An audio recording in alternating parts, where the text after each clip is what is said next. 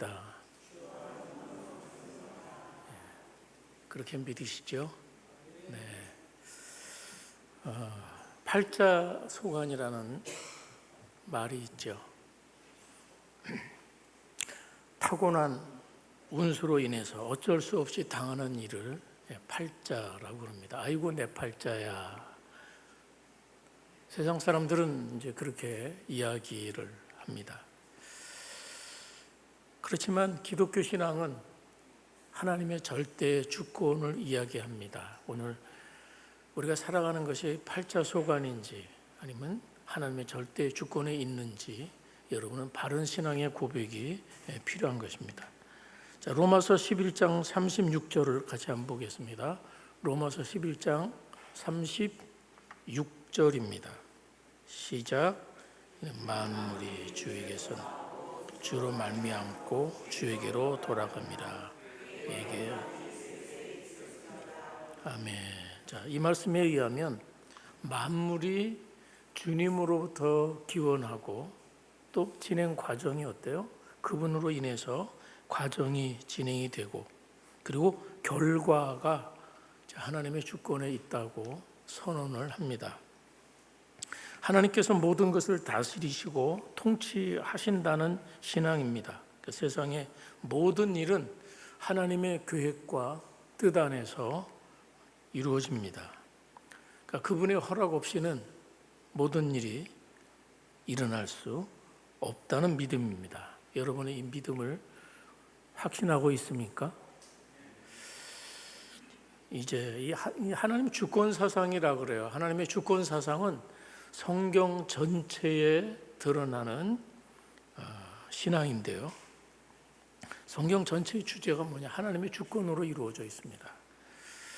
자, 우리 삶의 모든 영역에서 하나님이 주인이시고 그분에 따라 모든 것이 이루어집니다.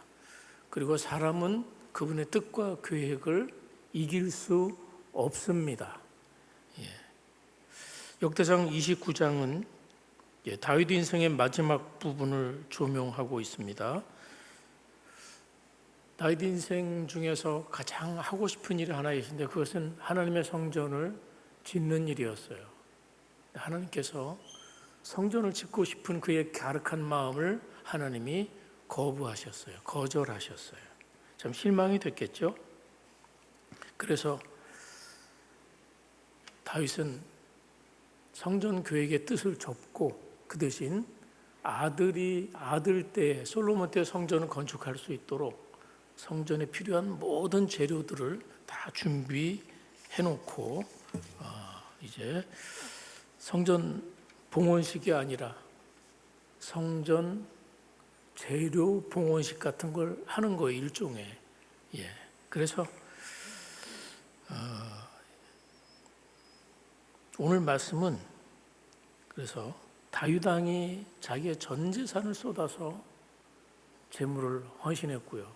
또 왕이 그렇게 모범을 보이니까 지도자들이, 방백들이, 관리들이, 또 백성들이 하나님 앞에 성전 지을 재료들을 가지고 왔어요. 그것들을 창고에 채워놓고 다윗이 하나님 앞에 감사 기도를 드리는 것이 오늘 본문의 이야기입니다. 자, 10절은 찬양입니다. 그래서 이 오늘 본문의 배경을 여러분이 좀 알고 그래서 하나님께 드릴 모든 성전 재료들을 준비하고 그리고 이제 하나님 앞에 감격해서 우리로 지금 입당 예배 감격 같은 그런 감격이겠죠. 그래서 이 기도를 드리는데 첫 번째는 하나님께 찬양을 드리고 있습니다. 자, 10절은 찬양입니다. 10절 한번 읽어 주실래요? 시작. 다윗이 온 회중 앞에서 여호와를 송축하여 이르되 우리 조상 이스라엘의 하나님 여호와여 주는 영원부터 영원까지 송축을 받으시옵소서. 아멘. 여호와께서 영원부터 영원까지 찬양을 받으셔야 합니다. 왜 그렇습니까? 그 찬양 받을 이유가 11절에 나와요. 제가 한번 읽고 여러분이 함께 읽겠습니다. 여호와여 위대하심과 권능과 영광과 승리와 위엄이 다 주께 속하였사오니 천지에 있는 것이 다 주의 것이로소이다. 여호와여 주권도 주께 속하였사오니 주는 높으사 만물의 머리이심이니라. 자, 한번 우리 다 같이 한번 읽겠습니다. 시작. 여호와여 위대하심과 권능과 영광과 승리와 위엄이 다 주께 속하였사오니 천지에 있는 것이 다 주의 것이로소이다. 여호와여 주권도 주께 속하였사오니 주는 높으사 만물의 머리이심이나이다. 아멘. 위대함과 권능과 영광과 승리와 위엄이 다 누구에게 있습니까? 누구에게 있습니까? 여호와 하나님께 있어요. 그렇습니다. 하늘과 땅에 있는 모든 것이 다 누구의 것입니까? 하나님이죠. 자, 다윗이 지금 한 40년간을 이스라엘 나라를 다스려 왔어요. 그런데 그 나라의 주권이 누구한테 있다고요? 하나님께 있다는 거예요. 다윗은 자신에게 주어진 권력이 하나님께 있고 왜 자신에게 그런 힘이 주어졌는지를 잘 알았던 것이죠. 그래서 다윗은 이렇게 또 고백합니다. 12절 다 같이 시작. 부와 귀가 주께로 말미암고 또 주는 만물의 주제가 되사 손에 권세와 능력이 있사오니 모든 사람을 크게 하심과 강하게 하심이 주의 손에 있나이다. 아멘. 그는 인간이 누리는 모든 부와 권세와 위엄이 귀함이 하나님으로부터 나온다고 또 고백하고 있습니다. 인간이 크고 강하게 되는 것이 주께로 말미암고 주의 손에 달려 있다는 것이죠. 자, 그러면서 지금 자신이 그리고 백성들이 성전 지을 재료들을 하나님 앞에 봉헌하고 나서 그 봉헌물을 보고 감격하고 있는데요. 그런데 그 봉헌물 역시 하나님의 것을 하나님께 드립니다 라고 고백을 한다는 것이에요. 그게 이제 14절 16절 말씀이에요. 다윗은 자기 손에 가지고 있는 모든 것이 주님의 것이라고 고백합니다. 자신이 뭔가를 지금 하나님 앞에 드렸는데 엄청나게 많은 것들을 다 하나님 앞에 드렸는데 사실은 그것이 뭐예요? 그것은 내 것이 아니라 하나님의 것을 하나님께 올려드리는 겁니다 라는 고백이에요. 그러니까 이 다윗의 오늘 말씀의 고백에 하나님의 주권이 꽉 차 있다고 볼 수 있어요. 하나님의 주권입니다 이렇게 얘기해요. 주권. 자, 우리가 주권이라는 말을 쓰잖아요.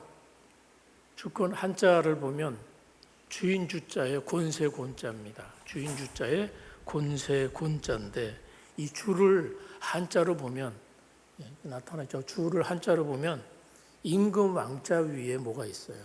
하나님은 어떤 분이에요? 모든 왕 위에 계신 분이 하나님이시다. 그게 주라는 단어예요. 하나님이 주권자라는 말은 그분이 하늘과 땅의 모든 권세의 주인이라는 선포입니다. 아무도 하나님의 계획을 좌절시키지 못하고 그분의 목적을 막지 못하고 그분의 뜻을 거스르지 못합니다. 여러분은 그것을 인정하십니까? 네. 근데 사실 살면서 모든 일을 다 하나님의 주권이라고 인정해야 하는 순간이 참 많습니다. 또 이게 하나님의 주권이라는 것으로 설명하지 않고 해결될 수 있는 일들이 많지 않아요. 우리 삶 가운데 그런 일들은 너무나도 많이 일어납니다. 그렇기 때문에 하나님이 나의 삶을 다스리고 계시는 그 하나님의 주권을 인정하고 그 주권에 순종하며 사는 것이 우리의 가장 큰 복이 됩니다. 자, 하나님의 주권은 크게 세 가지 면에서 나타납니다. 첫째는 창조에 있어서 하나님의 주권이 나타납니다. 그러니까 하나님은 창조주로서의 주권을 가지고 계세요. 하나님이 아무것도 없는 상태에서 천지를 창조하셨죠. 맞죠? 그러니까 아무것도 없는 데서 창조를 하셨기 때문에 창조하신 모든 것에 대해서 절대적인 소유권과 통치권을 가지신다는 이야기예요. 그러니까 인간을 포함한 모든 피조물들은 그분의 뜻에 의해서 존재하고 그분의 목적을 위해서 지음을 받는 것입니다. 두 번째는 모든 섭리와 계획에 대한 주권을 하나님 갖고 계세요. 어디에 갖고 있다고요? 섭리, 계획, 여기에 대한 주권을 하나님이 가지고 계세요. 하나님의 주권이 창조에만 머무르는 것이 아니고요. 하나님은 세상의 모든 역사를, 모든 사건을 그분의 뜻 안에서 이루어진다는 거예요. 그분의 뜻과 계획에 따라 하나님께서 인도하고 계신다는 것입니다. 거기에는 우리가 이해하기 어려운 고난도 들어가 있어요. 우리가 이해하기 어려운 불행도, 그 속에도 하나님의 선한 뜻이 있다는 것입니다. 믿으십니까? 예. 그래서 창조주로서의 권세만이 아니라, 그리고 이 땅에 일어나는 모든 일들에 대한 그 계획과 섭리에 있어서 하나님은 주권을 가지고 계세요. 또 하나는, 세 번째는 구원에 대한 주권을 가지고 계십니다. 인간의 구원 역시 하나님의 주권적인 역사인 것이죠. 왜냐하면 그 구원은 인간의 어떤 노력이나 행위나 그 어떤 것으로 구원받는 것이 아니라 전적으로 하나님의 은혜와 선택으로 이루어집니다. 그게 구원에 대한 주님의 주권이에요. 하나님은 구원하기로 작정하신 사람들을 반드시 구원하시는 것이에요. 예. 그렇습니다. 하나님은 하나님이 원하시는 대로, 기뻐하는 뜻대로 행하실 수 있는 절대 권한이 있으십니다. 그런데 오늘 우리는 민주주의 체제 속에 살면서 누군가가 절대적인 권한을 가지고 있다는 것에 대해서 좀 불편한 생각을 가지고 있습니다. 절대 권력은 부패한다, 이런 말이 있죠. 그래서 인간은 절대 권력을 가지면 부패하게 돼 있어요. 근데 하나님은 다릅니다. 인간은 절대 권력을 가지면 부패하지만 하나님은 다르다는 것이에요. 하나님은 선하십니다. 하나님은 정의롭고 공평하십니다. 하나님은 긍휼이 많으신 분입니다. 하나님은 지혜가 뛰어나신 분이십니다. 하나님은 전능하십니다. 그래서 그분의 계획과 그분의 주권에는 실수가 없으십니다. 맞습니까? 인간의 권세는 실수가 있는 것이죠. 그러나 하나님의 주권에는 그분이 선하시기에, 그분은 전능하시기에 그분의 주권에는 실패나 실수는 없는 것이죠. 그분은 창조주십니다. 만물을 붙들고 계시는 유지자이십니다. 그래서 이 세상에 일어나는 모든 일들은 그분의 주권 하에서 일어나는 것이에요. 믿으십니까? 그런데 물론 우리의 걸음 하나하나가 우리가 살아가는 세상 것까지 다 무슨 컴퓨터에 입력이 된 것처럼 그대로 이루어진다, 그렇게 말하는 건 아니에요. 왜냐하면 하나님께서 인간에게 자유의지를 주셨기 때문이에요. 다시 말하면 하나님 우리는 로봇처럼 아무런 자유의지가 없이 개인적인 의지나 성향이 없이 전적으로 그냥 하나님이 작동하신 대로 여기까지 왔다, 그런 얘기는 아니라는 거예요. 그래서 하나님의 절대 주권을 의지하지만 그 속에 하나님이 인간에 허락한 자유의지가 있어서 그 자유의지 속에서 여러분은 어떻게 해요? 선택하며 살아오는 거예요. 여러분 직장을 선택하고 학교를 선택하고 또 배우자를 선택하는 이 모든 선택들이 있는데 그것들은 하나님 책임이다 이렇게 돌릴 수 없다는 거예요. 그 누구 책임이에요? 선택은 내가 선택하고 살아온 삶의 결과예요. 내가 누군가를 죽여놓고 이거 하나님의 주권이니까 이건 하나님에게 책임이 있습니다, 이렇게 말할 수 없다는 것이에요. 인간은 하나님의 자유의지를 부여받고 스스로 생각하고 스스로 판단하고 스스로 선택할 수 있는 그런 존재예요. 하나님의 형상으로 지음받았기 때문에 하나님은 인간의 자유로운 선택을 존중하십니다. 그래서 분명히 여러분 아셔야 돼요. 하나님의 절대 주권이라 그래서 나는 그냥 로봇처럼 사는 것이 아니라는 거예요. 나는 하나님 주권 안에서 내 주관을 가지고 살아가요. 내 소관이 있어요. 내가 책임져야 될 그런 부분들이 있어요. 그런데 중요한 건 뭡니까? 우리가 살면서 잘못될 때도 있어요. 또 심지어는 죄를 짓는 일도 있어요. 그런데 중요한 건 뭐냐? 내가 잘못될 경우가 있고 심지어는 내가 죄 짓는 경우가 있는데 그럴 경우도 뭐예요? 그럴 경우도 심지어는 죄 짓는 일조차 하나님의 허용 아래 일어난다는 거예요. 이해가 되시겠어요? 예. 하나님의 허용 아래 일어난다는 것이지 내 죄 짓는 일까지도 작정되어 있다 이런 얘기가 아니라는 것이에요.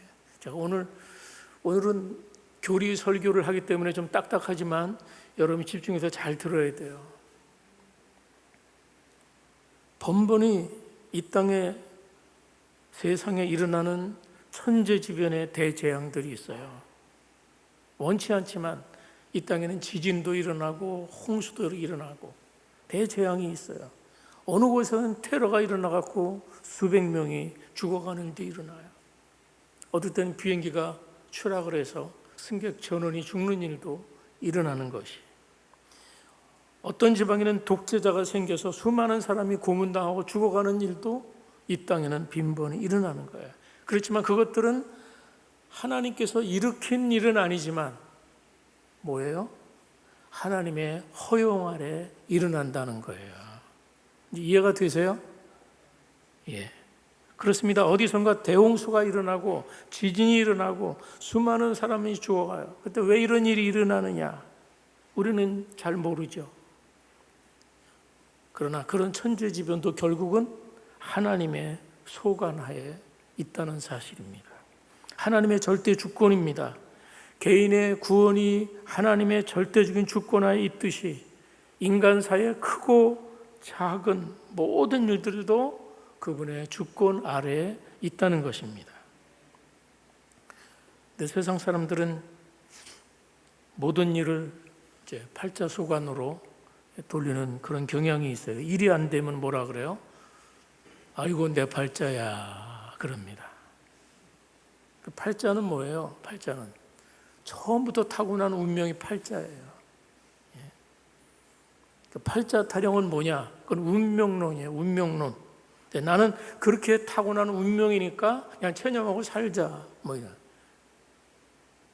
특히 인도 같은 나라가 그래요. 그 사람들은 체념을 잘해요. 그래서 신분 카스트 제도를 인정하는 거예요. 불가촉 천민으로 태어나서 평생 그렇게 살아가도 나는 그렇게 팔자야. 그렇게 태어났어. 한다는 것이에요.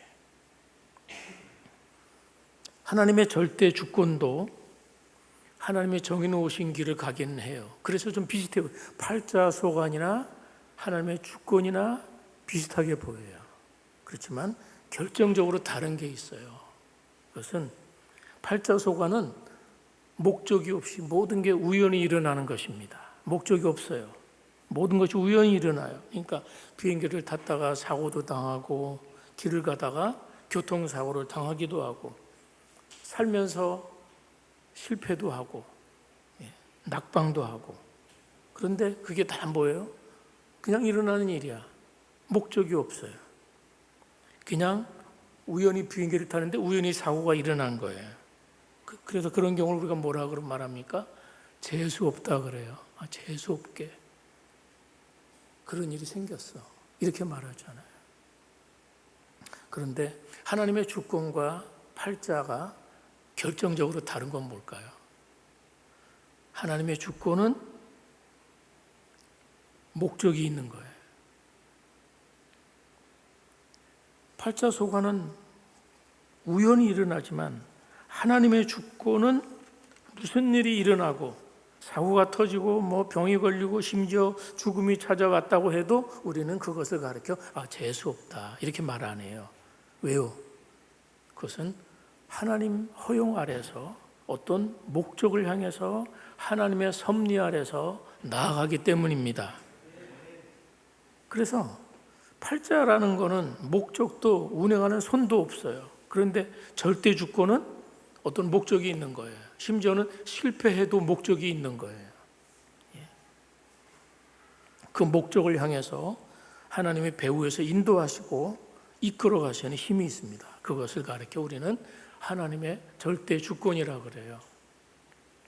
자, 제가 성경에서 몇 가지 예를 들어보겠습니다. 자, 구약 성경에 보면 요셉이 형들의 시기를 받아갖고 노예로 팔려갑니다. 그런데 팔려가서 더 웃기는 거는 또 억울하게 또 감옥에 갇힙니다. 그런 걸 세상 사람들은 재수가 없다 그래요. 재수 없이 또 감옥에 들어왔다는. 그런데 억울하게 누명을 쓰고 감옥에 가는 것, 그 다음에 감옥에 가서 우연히 술 맡은 관원장의 꿈을 해몽을 했는데, 그리고 좀 풀어달라고, 나 좀 왕을 만나면 내 사연 좀 얘기해달라고 신신당부를 했는데 그 관원이 까마득히 잊어버렸어요. 그리고 2년이 지났어요. 그런데 어떻게 됩니까? 2년 후에 애굽왕 바로 앞에 서게 되는 일이 일어나는 거예요. 이게 우연히 일어난 일일까요? 그렇죠. 하나님의 주권과 계획 아래서 그가 감옥에 가고 2년 동안 지체가 되고 많은 일련에 이런 것들이 우연인 것 같지만 하나님의 계획 안에, 하나님의 목적 아래 이 일들이 진행되고 있었던 것입니다. 또 모세를 생각해 보세요. 모세는 태어났는데 바로 왕이 유대 아이들은, 히브리 아이들은 다 죽여라. 죽일 수가 없으니까 숨겨 길러서 석 달이 더 이상 숨길 수가 없으니까 나일 강가에 띄워보냈어요. 그런데 그 갈대 상자에 담아서 나일 강가에 띄워보냈는데 우연히 누가 나타나요? 바로의 공주가 그 갈대 상자를 보고 아이를 발견하고 그 아이를 구출해가지고 바로의 궁에 데려가서 왕자로 키웁니다.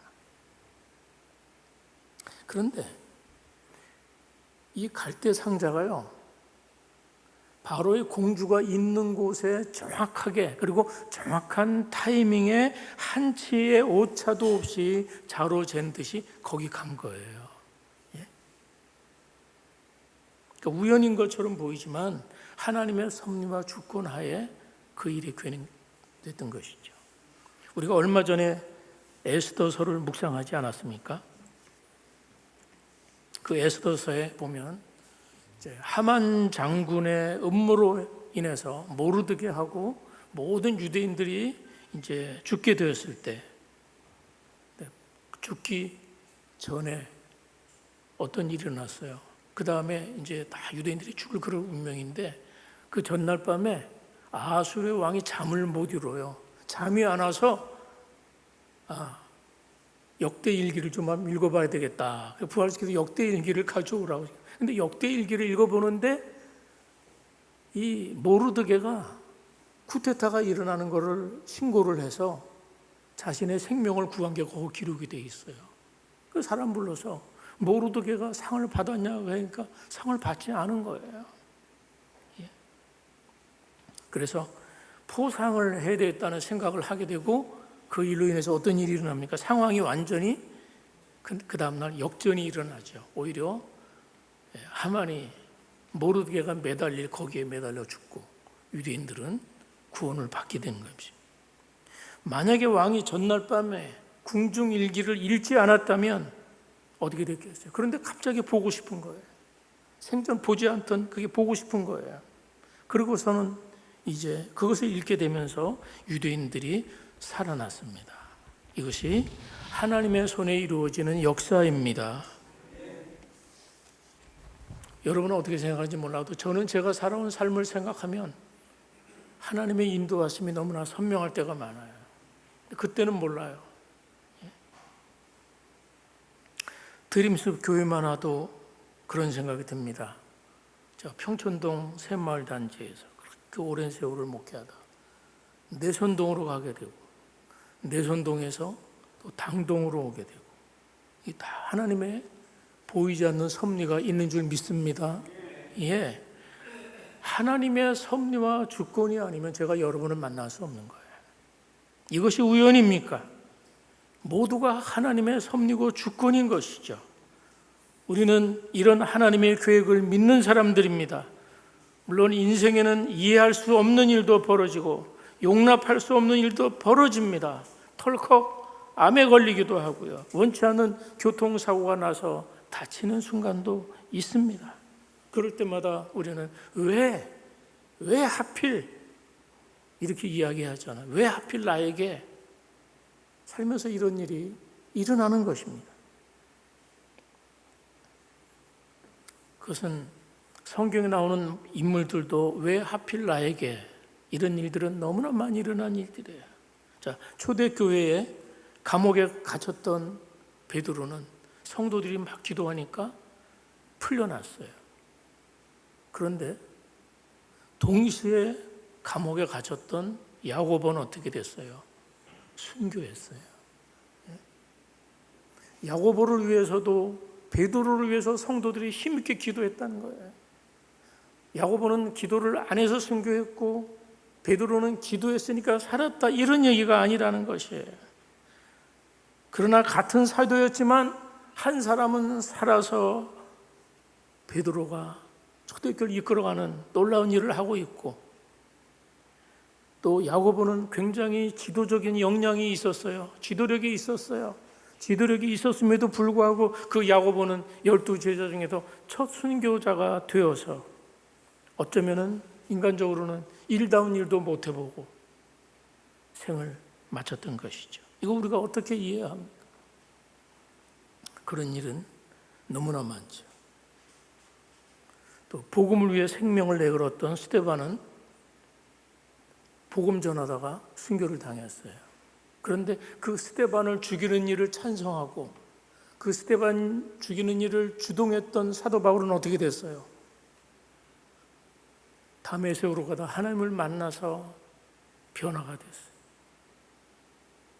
그 스데반을 죽이려고 했던, 스데반을 죽인 일에 주동했던 사도 바울은 살아서 하나님에서 놀라운 일을 했던 것이죠.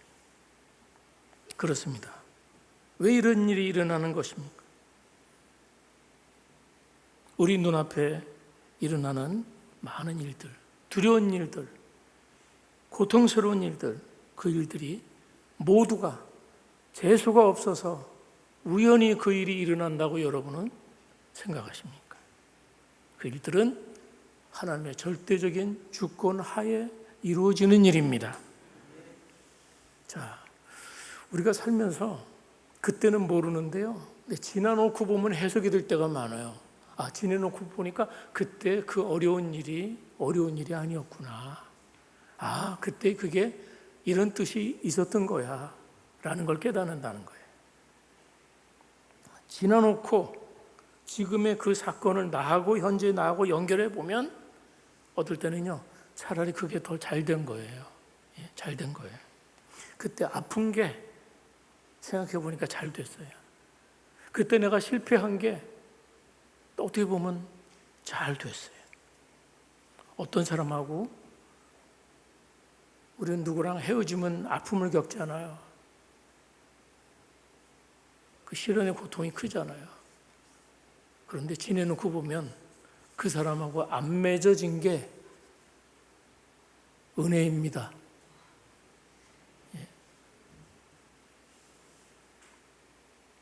그래서 우리가 예수 믿는 사람은 인생을 토막토막 끊어서 생각하지 않아요. 연속성을 가지고 해석하는 거예요.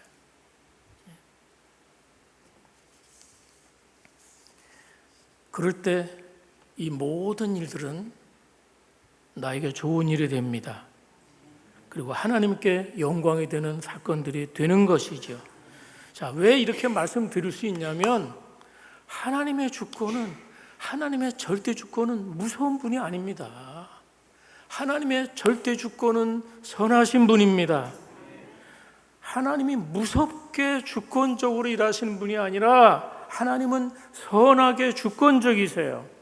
그래서 시편은 그렇게 말하잖아요. 너희는 하나님의 선하심을 맛보아서 알지어다. 하나님의 선하심. 이스라엘 백성들이 400년 동안을 애굽에서 종살이를 했습니다. 그들이 거기서 모진 노동을 했어요. 막 벽돌 굽게 하고 돌 나르고 진흙 이기 너무나 힘든 노예살이를 했어요. 그러면 대가를 받았어요? 못 받았어요? 못 받았어요. 그들은 그렇게 힘든 노동을 하면서 채찍을 맞고 힘든 노동을 노예 생활을 하면서도 제대로 된 보상을 못 받았습니다. 그런데 어느 날 이 뒤에 바로가 이스라엘 백성을 떠나라고, 물론 이제 그게 다 생략이 되어 있죠. 지금 모세의 이야기가 나와야 되는데 제가 다 설명할 수는 없으니까. 어느 날 바로가 이스라엘 백성은 나가도 좋다 하고 풀어줬어요. 그런데 그 풀어주는 과정에서 중요한 일이 하나 생겼어요.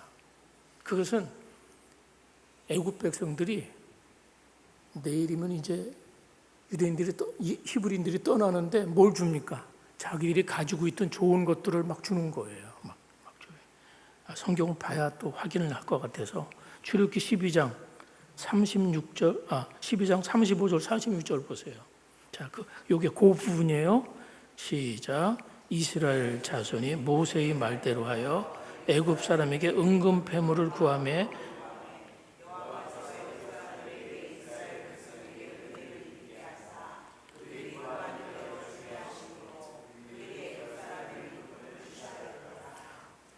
여러분, 사실 이집트 사람들은요, 이스라엘 사람들에게 물품을 줘야 될 무슨 의무가 없어요. 예?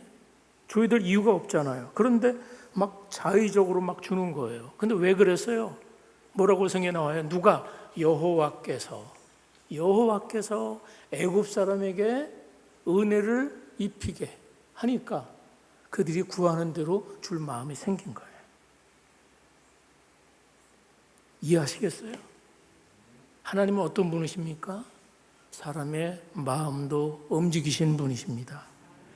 잠언 21장 1절에 보면 왕의 마음이 여호와의 손에 있음이 마치 봇물과 같아서 그가 임으로 인도하시느니라. 여기 봇물이란 말이 나오죠. 봇물. 봇물이 뭐예요? 물의 흐름을 막을 수도 있고 틀 수도 있는 그 수로를 말하는 거예요. 그런데 하나님께서 왕의 마음을 어떻게 해요? 이 보의 물처럼 움직이신다는 거예요. 틀 수도 있고 막을 수도 있고. 그래서 하나님께서 절대 권력자인 왕의 마음을 움직일 수 있다는 거예요. 그렇다면 하나님이 인간의 마음을 움직이는 게 분명하겠죠. 그렇습니다. 하나님께서 모든 자연 만물을 섭리하시고 다스리는 것처럼 인간의 마음도 움직이실 수 있습니다. 그럼에도 하나님은 사람의 마음을 강제로 움직이는 게 아니에요. 인간 자신이 스스로 선택하고 결정하게 하시는 거예요. 그래서 보면 이 출애굽기에도 그들이 아까운 걸 줬다고 하지 않아요. 주기 싫은데 억지로 꺼내줬다고 하지 않아요. 그렇습니다. 하나님의 이런 주권을 우리는 믿습니다. 자, 그런데 여러분, 우리가 처음부터 하나님에 대해서 우리가 무슨 고난을 가지고 있는 게 아니에요. 내가 구원받을 고난이 있습니까? 없어요. 우리가 어떤 상태에 있었습니까? 우리는 심각한 범죄 때문에 온 세상의 주인이신 그분에 대한 반역 때문에 우리는 영원히 멸망받을 수밖에 없는 그런 존재였어요. 그런데 하나님께서 그런 이들에게 은혜를 베풀어 주셨습니다. 그리고 하나님의 자녀가 되었습니다. 물론 여전히 세상에는 고난이 있습니다. 성도들도 애매하게 고난을 받는 순간도 있습니다. 그러나 분명한 것은 하나님의 선하고 인자하신 하나님의 권세가 그분의 주권으로 그분의 긍휼하심으로 오늘 우리를 다스리고 계십니다. 우리가 이 하나님의 주권을 믿는다면 범사에 감사할 수 있습니다. 맞습니까? 우리가 이 하나님의 주권을 믿기 때문에 우리는 하나님의 권세에 순종할 수 있는 거예요. 오늘 다윗이 이 신앙 고백을 통해서 모든 주권이 하나님께 있습니다. 내가 이 많은 것들을 드리고도 이건 내 것이 아니라 하나님이 주셔서 하나님의 것을 주께 드립니다. 하나님의 주권에 굴복했던 것처럼 하나님의 주권을 아는 사람은 기꺼이 주의 뜻에 순종합니다. 하나님의 주권을 아는 사람은 하나님께 감사하며 살아가는 것입니다. 그래서 장로교는 특별히 하나님의 절대 주권을 믿는 게 장로교예요. 아브라함 카이퍼라는 분은 영역 주권을 이야기했어요.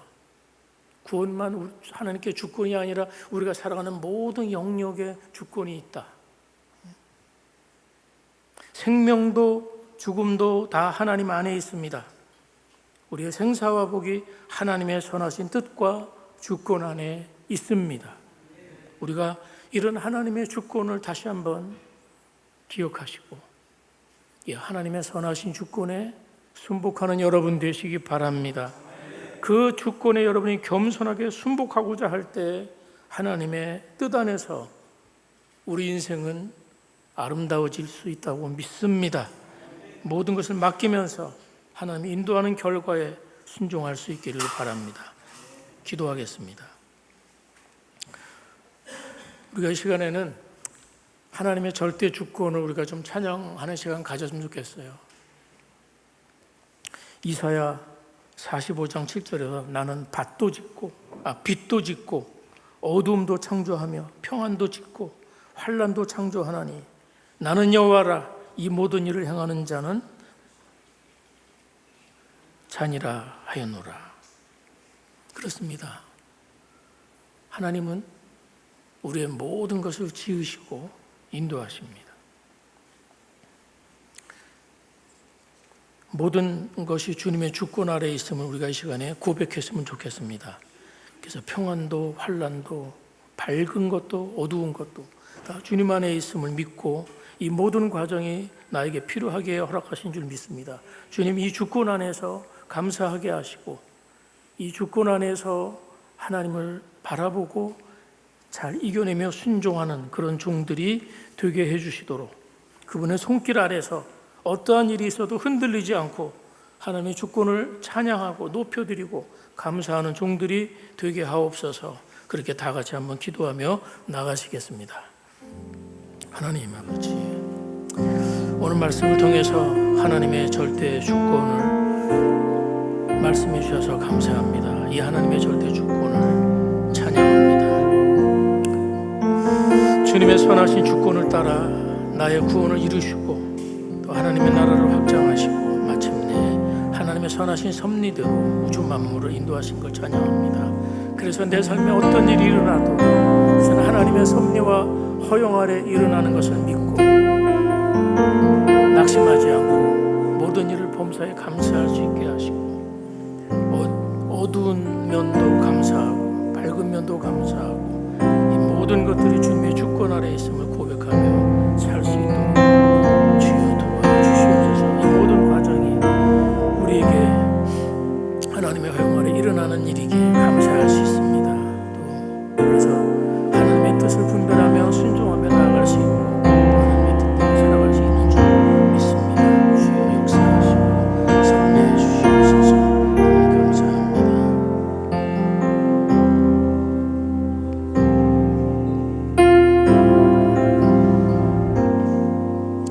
하나님 아버지, 하나님의 절대 주권을 따라 인간을 구원하시고 그의 나라를 확장하시고 마침내 하나님의 나라를 완성하시는 주님을 찬양합니다.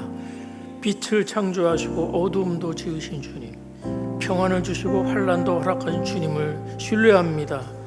그래서 내 인생의 밝고 화려한 시절뿐만 아니라 어둡고 초라한 그때도 그 모든 것이 선하신 하나님의 주권 아래 있음을 믿습니다. 그 모든 과정 속에서 하나님이 필요하게 허락한 줄 믿고 범사에 감사할 수 있게 하시고 모든 것이 그분의 손길 안에 있다는 것을 인정하면서 어떠한 일이 있어도 흔들리지 않는 종들로 살아가게 하옵소서. 오늘도 주님의 절대 주권을 높여 찬양하며 이 모든 말씀 예수님의 이름으로 기도합니다.